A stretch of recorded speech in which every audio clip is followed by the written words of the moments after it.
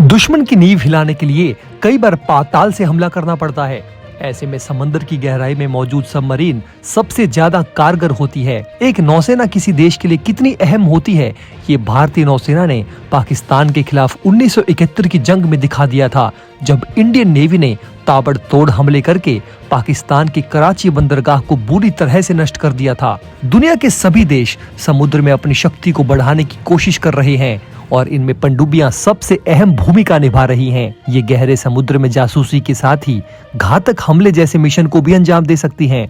यही कारण है कि हर देश ज्यादा से ज्यादा पनडुब्बियों को अपनी नौसेना में शामिल करने की कोशिश कर रहा है। ऐसे में आज इस वीडियो में हम आपको बताएंगे दुनिया की सबसे खतरनाक और ताकतवर अटैक सबमरीन्स के बारे में, और क्या भारत के पास ऐसी कोई सबमरीन है जिससे दुश्मन के पसीने छूट जाएं।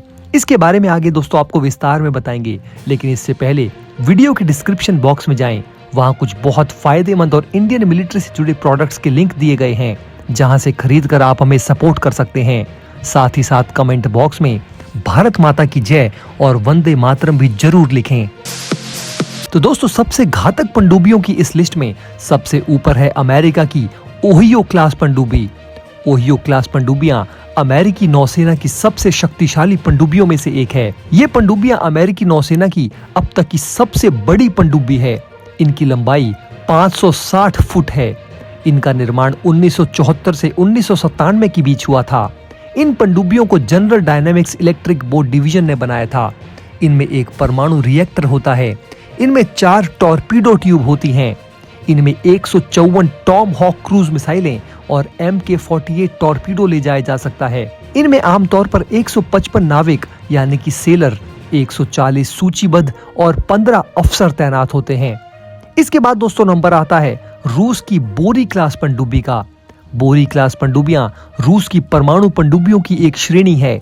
ये पनडुब्बियां करीब 170 मीटर लंबी और 13 मीटर चौड़ाई की होती हैं। इनकी गति 46 किलोमीटर प्रति घंटे तक जा सकती है। इनमें 16 3M30 intercontinental submarine launch ballistic missile यानी SLBM होती हैं। इनके अलावा इनमें टॉर्पीडो, पनडुब्बी रोधी रॉकेट और बॉटम माइंस के लिए 6 533 mm लॉन्चर भी होते हैं। इनमें पंप जेट प्रोपल्शन की सुविधा होती है। इनका निर्माण 13 लाख अलग अलग कंपोनेंट्स और तंत्रों से किया जाता है। इनके निर्माण में 17,000 टन मेटल की जरूरत होती है। इसके चालक दल में 107 लोग शामिल होते हैं। इसके बाद आती है वैनगार्ड क्लास पनडुब्बी, जो कि यूनाइटेड किंगडम की है। वैनगार्ड क्लास पनडुब्बियां यूनाइटेड किंगडम की रॉयल नेवी की परमाणु ऊर्जा से चलने वाली पनडुब्बियां हैं। इनका निर्माण 1985 से 1999 के बीच Vickers ship building and engineering company ने किया था। इन पनडुब्बियों में बैलिस्टिक मिसाइलें लगी होती हैं। इन पनडुब्बियों में ट्राइडेंट 2D5 परमाणु मिसाइलें होती हैं। इन पनडुब्बियों में लगा सोनार सिस्टम 50 मील दूर से जहाजों का पता लगा सकता है। इन पनडुब्बियों में रोल्स रॉयस PWR-2 परमाणु रिएक्टर होता है। इन पनडुब्बियों को यूके में अब तक की बनाई गई सबसे बड़ी पनडुब्बियों में से एक माना जाता है। इन पनडुब्बियों का मकसद रूस से शीत युद्ध के दौरान खतरे से निपटना था। इनको 2030 तक सेवा में रखा जाएगा। इसके बाद इन्हें नई ड्रेडनॉट श्रेणी की पनडुब्बियां बदल देंगी। सबमरीन्स के मामले में फ्रांस भी किसी से पीछे नहीं है। फ्रेंच नेवी की triumphant class ballistic missile submarine ने इस लिस्ट में अगली जगह बनाई है। ये सबमरीन 138 मीटर लंबी और 12.5 मीटर चौड़ी होती हैं। ये सबमरीन पानी में 25 नॉट से ज्यादा की रफ्तार से चल सकती हैं। ये सबमरीन पानी में करीब 60 दिन तक बिना सतह पर आए रह सकती हैं। इनके पास हथियारों का सिस्टम है जिससे ये एंटी शिप मिसाइल, सी लॉन्च्ड बैलिस्टिक मिसाइल्स और टॉर्पीडो फायर कर सकती हैं। फ्रांस के पास 4 ट्रायम्फेंट क्लास सबमरीन हैं। फ्रांस की इन सबमरीन में पंप जेट प्रोपल्शन टेक्नोलॉजी का इस्तेमाल होता है। ये टेक्नोलॉजी इन सबमरीन को ज्यादा से ज्यादा मैन्यूवर करने में, छिपे रहने में और लंबे समय तक ऑपरेशन करने में मदद करती है। फ्रांस की नई सबमरीन SNLE 3rd जनरेशन को विकसित करने का काम फरवरी 2021 में शुरू हुआ था। ये सबमरीन ट्रायम्फेंट क्लास सबमरीन की जगह ले लेगी। इसके बाद आती है टाइप 094 पनडुब्बी, जो कि जिन क्लास की है और ये चाइना की है। टाइप 094 या जिन क्लास चीन की परमाणु ऊर्जा से चलने वाली बैलिस्टिक मिसाइल पनडुब्बियों का एक वर्ग है। इसे नाटो ने जिन क्लास नाम दिया है। ये टाइप 092 पनडुब्बी का उत्तराधिकारी है और टाइप 096 पनडुब्बी से पहले की है। चीन की पीपल्स लिबरेशन आर्मी के पास 6 ऑपरेशनल टाइप 094 पनडुब्बियां हैं। इन पनडुब्बियों की लंबाई 135 मीटर और चौड़ाई 12.5 मीटर की है। ये पानी में डूबे रहने पर 20 नॉट से ज्यादा की रफ्तार से चल सकती हैं। इनमें 12 JL2 SLBM ले जाने की क्षमता है। इनमें बेहतर रडार, सोनार और टॉर्पीडो जैसी कई तकनीकी उन्नतियां हैं। इन पनडुब्बियों की सीमा हवाई, गुआम और अलास्का जैसे अमेरिकी क्षेत्रों के लिए एक बड़ा खतरा है। एक खास बात यहाँ आपको बता दे दोस्तों कि चीन की नेवी के पास दुनिया में सबसे ज्यादा पनडुब्बियां हैं। अब दोस्तों दूसरे देशों की पनडुब्बियों के बारे में तो बहुत बात कर ली। हमारा देश भारत भी सबमरीन्स की लिस्ट में काफी ताकतवर है। तो दोस्तों भारत के पास है INS अरिहंत।